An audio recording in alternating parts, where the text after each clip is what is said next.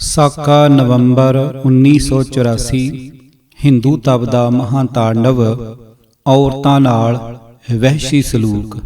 ਵਾਹਿਗੁਰੂ ਜੀ ਕਾ ਖਾਲਸਾ, ਵਾਹਿਗੁਰੂ ਜੀ ਕੀ ਫਤਿਹ।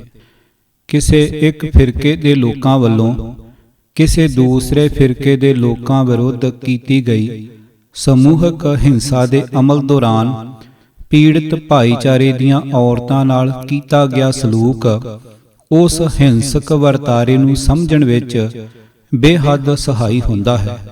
ਇਸ ਤੋਂ ਨਾ ਸਿਰਫ ਹਿੰਸਾ ਦੇ ਮਨੋਰਥਾਂ ਦੀ ਟੋਹ ਮਿਲ ਜਾਂਦੀ ਹੈ, ਸਗੋਂ ਨਾਲ ਹੀ ਹਿੰਸਾ ਕਰਨ ਵਾਲੀਆਂ ਤਾਕਤਾਂ ਤੇ ਤੱਤਾਂ ਦੀ ਮਾਨਸਿਕਤਾ ਤੇ ਸਦਾਚਾਰ ਦੀ ਵੀ ਪ੍ਰਤੱਖ ਝਲਕ ਮਿਲ ਜਾਂਦੀ ਹੈ। ਤਰਲੋਕਪੁਰੀ ਦੇ 32 ਨੰਬਰ ਬਲਾਕ ਦੀ 45 ਵਰ੍ਹਿਆਂ ਦੀ ਗੁਰਦੀਪ ਕੌਰ ਦੁਆਰਾ ਮਧੂ ਕਿਸ਼ਵਰ ਨੂੰ ਸੁਣਾਈ ਗਈ ਦਿਲ ਚੀਰਵੀਂ ਹੱਡ ਬੀਤੀ ਚੋਂ ਹਿੰਦੂ ਫਿਰਕਾ ਪ੍ਰਸਤੀ ਦਾ ਸਾਰਾ ਕੋਝ ਪ੍ਰਗਟ ਹੋ ਜਾਂਦਾ ਹੈ। ਉਸ ਦੇ ਪਤੀ ਤੇ 3 ਪੁੱਤਰਾਂ ਨੂੰ ਉਸ ਦੀਆਂ ਅੱਖਾਂ ਦੇ ਸਾਹਮਣੇ ਨਿਰਦਈ ਪੁਣੇ ਨਾਲ ਕਤਲ ਕਰ ਦਿੱਤਾ ਗਿਆ ਸੀ। ਉਸ ਨੇ ਦੱਸਿਆ ਕਿ ਜਦ 1 ਨਵੰਬਰ ਨੂੰ ਇੰਦਰਾ ਮਾਤਾ ਦੀ ਮ੍ਰਿਤਕ ਦੇਹ 3 ਮੂਰਤੀ ਲਿਆਂਦੀ ਗਈ ਤਾਂ ਮੈਂ, ਮੇਰਾ ਪਤੀ ਤੇ 3 ਪੁੱਤਰ ਸਾਰੇ ਰਲ ਕੇ ਟੈਲੀਵਿਜ਼ਨ ਵੇਖ ਰਹੇ ਸਾਂ। ਦੁਪਹਿਰ ਨੂੰ ਮੇਰੇ ਬੱਚਿਆਂ ਨੇ ਕਿਹਾ, ਮਾਂ ਭੁੱਖ ਲੱਗੀ ਹੈ, ਰੋਟੀ ਪਕਾਓ। ਮੈਂ ਉਸ ਦਿਨ ਰੋਟੀ ਨਹੀਂ ਪਕਾਈ ਸੀ। ਮੈਂ ਕਿਹਾ, ਪੁੱਤ, ਸਭ ਲੋਕ ਮਾਤਮ ਮਨਾ ਰਹੇ ਹਨ, ਉਹ ਸਾਡੀ ਵੀ ਮਾਤਾ ਸੀ। ਉਸ ਨੇ ਸਾਨੂੰ ਇੱਥੇ ਵਸਾਇਆ, ਮੇਰਾ ਰੋਟੀ ਪਕਾਉਣ ਨੂੰ ਜੀ ਨਹੀਂ ਕਰਦਾ। ਇਸ ਤੋਂ ਝੱਟ ਪਿੱਛੋਂ ਹਮਲਾ ਸ਼ੁਰੂ ਹੋ ਗਿਆ। ਮੇਰੇ ਪਤੀ ਤੇ 2 ਪੁੱਤਰਾਂ ਨੇ ਜਦੋਂ ਬਾਹਰ ਨੂੰ ਭੱਜ ਕੇ ਆਪਣੀਆਂ ਜਾਨਾਂ ਬਚਾਉਣੀਆਂ ਚਾਹੀਆਂ ਤਾਂ ਤਿੰਨਾਂ ਨੂੰ ਜਿਉਂਦੇ ਜਲਾ ਦਿੱਤਾ ਗਿਆ। ਮੇਰਾ ਸਭ ਤੋਂ ਛੋਟਾ ਬੇਟਾ ਮੇਰੇ ਨਾਲ ਘਰ ਵਿੱਚ ਰਿਹਾ। ਉਸ ਨੇ ਆਪਣੇ ਕੇਸ ਕਟਾ ਲਏ, ਦਾੜੀ ਮੁੰਨ ਦਿੱਤੀ, ਪਰ ਇੰਨੇ ਵਿੱਚ ਧਾੜਵੀ ਅੰਦਰ ਆ ਘੁਸੇ। ਉਹ 16 ਸਾਲਾਂ ਦੇ ਜਵਾਨ ਮੁੰਡੇ ਨੂੰ ਬਾਹਰ ਘਸੀਟਣ ਲੱਗੇ। ਉਹ ਮੇਰੇ ਪਿੱਛੇ ਲੁਕਿਆ ਹੋਇਆ ਸੀ। ਉਹਨਾਂ ਮੇਰੇ ਕੱਪੜੇ ਪਾੜ ਦਿੱਤੇ ਅਤੇ ਮੇਰੇ ਪੁੱਤਰ ਦੇ ਸਾਹਮਣੇ ਮੈਨੂੰ ਅਲਫ ਨੰਗਾ ਕਰ ਦਿੱਤਾ। ਜਾਦੇ ਮੁੰਡੇ ਮੇਰੀ ਪੱਤ ਲੁੱਟਣ ਲੱਗੇ ਤਾਂ ਮੇਰਾ ਬੇਟਾ ਰੋਣ ਲੱਗ ਪਿਆ। ਉਸ ਨੇ ਕਿਹਾ, ਬੜੇ ਭਾਈ, ਐਸੇ ਮਤ ਕਰੋ, ਇਹ ਮੇਰੀ ਹੀ ਮਾਂ ਨਹੀਂ, तुम्हारी भी मां की तरह है। पर उन्हां उसे थां मेरी पत्त लुट्टी, मेरे अपने घर विच, मेरे अपने बेटे दे सामने। वो सारे जवान मुंडे सन, शायद 8 जने होणगे। मेरी इज्जत लुट के वो चले गए अते मैं अपने बेटे नूं लै के दूसरियां तीवियां विच जा बैठी। पर वो फिर आए ते मेरे उस बेटे नूं घसीट के लै गए। गली दे सिरे ते लिजा के ਉਸ ਨੂੰ ਲਾਠੀਆਂ ਨਾਲ ਮਾਰਿਆ ਤੇ ਮਿੱਟੀ ਦਾ ਤੇਲ ਪਾ ਕੇ ਜਿਉਂਦੇ ਹੀ ਜਲਾ ਦਿੱਤਾ। ਮੈਂ ਉਸ ਨੂੰ ਬਚਾਉਣ ਦਾ ਯਤਨ ਕੀਤਾ, ਪਰ ਉਹਨਾਂ ਮੈਨੂੰ ਚਾਕੂ ਮਾਰ ਕੇ ਮੇਰੀ ਬਾਹ ਭੰਨ ਦਿੱਤੀ। ਮੈਂ ਉਸ ਵੇਲੇ ਬਿਲਕੁਲ ਨੰਗੀ ਸਾਂ। ਮੈਂ ਕਿਸੇ ਤਰ੍ਹਾਂ ਇੱਕ ਚਾਦਰ ਲੱਭ ਕੇ ਆਪਣੇ ਦੁਆਲੇ ਲਪੇਟ ਲਈ। ਜੇ ਮੇਰੇ ਤਨ ਤੇ ਇੱਕ ਵੀ ਕੱਪੜਾ ਹੁੰਦਾ ਤਾਂ ਮੈਂ ਜਾ ਕੇ ਆਪਣੇ ਪੁੱਤਰ ਉੱਤੇ ਡਿੱਗ ਕੇ ਉਸ ਨੂੰ ਬਚਾਉਣ ਦਾ ਯਤਨ ਕਰਦੀ। ਮੈਂ ਆਪਣੇ ਟੱਬਰ ਵਿੱਚੋਂ ਘੱਟੋ ਘੱਟ 1 ਜਣੇ ਨੂੰ ਤਾਂ ਬਚਾ ਲੈਂਦੀ, 4 ਵਿੱਚੋਂ ਇੱਕ ਵੀ ਨਹੀਂ ਰਿਹਾ। ਉਸ ਦੇ ਕਹਿਣ ਅਨੁਸਾਰ ਉਸ ਦੇ ਗੁਆਂਢ ਰਹਿੰਦੀਆਂ ਤੀਵੀਆਂ ਚੋਂ ਕੋਈ ਵੀ ਤੀਵੀਂ ਅਜਿਹੀ ਬੇਪਤੀ ਤੋਂ ਨਹੀਂ ਸੀ ਬਚੀ। 9-10 ਵਰ੍ਹਿਆਂ ਦੀਆਂ ਕੁੜੀਆਂ ਨਾਲ ਵੀ ਬਲਾਤਕਾਰ ਕੀਤੇ ਗਏ। ਉਸ ਨੇ ਆਪਣੇ ਅੱਖੀਂ ਇਹ ਕੁਕਰਮ ਹੁੰਦਾ ਵੇਖਿਆ।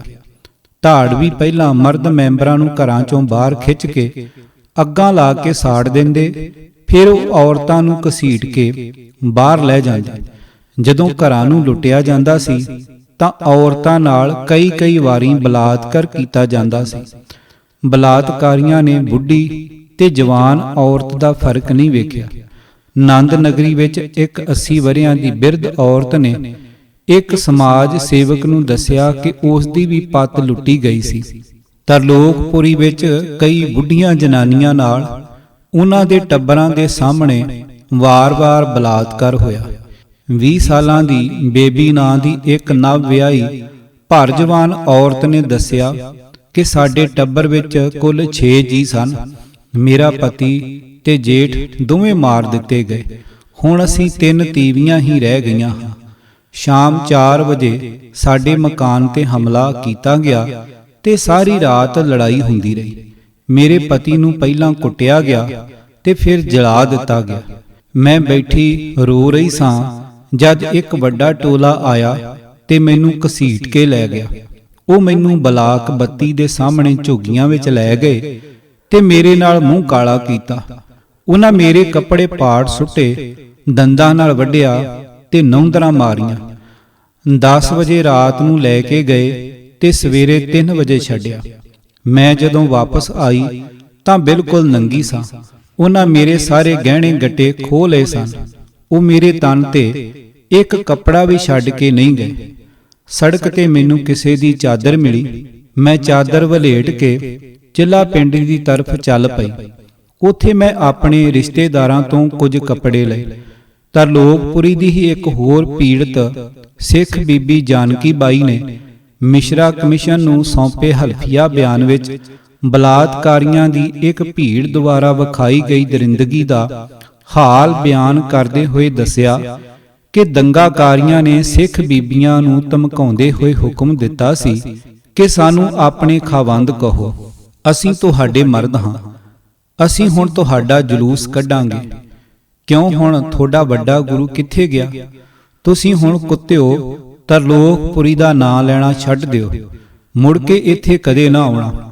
ਚਿੱਲਾ ਪਿੰਡ ਵਿੱਚ ਚਲੋ, ਨਹਿਰ ਵਿੱਚ ਉਤਰੋ। ਚਿੱਲਾ ਪਿੰਡ ਵਿੱਚ ਲਿਜਾ ਕੇ ਵੀ ਉਹ ਸਾਡੇ ਨਾਲ ਲਗਾਤਾਰ ਗਾਲ ਮੰਦਾ ਕਰਦੇ ਰਹੇ। ਇਹ ਕਹਿੰਦੇ ਰਹੇ ਕਿ ਕੁੱਤਿਓ ਤੁਹਾਨੂੰ ਕਿਤੇ ਢੋਈ ਨਹੀਂ ਮਿਲਣੀ।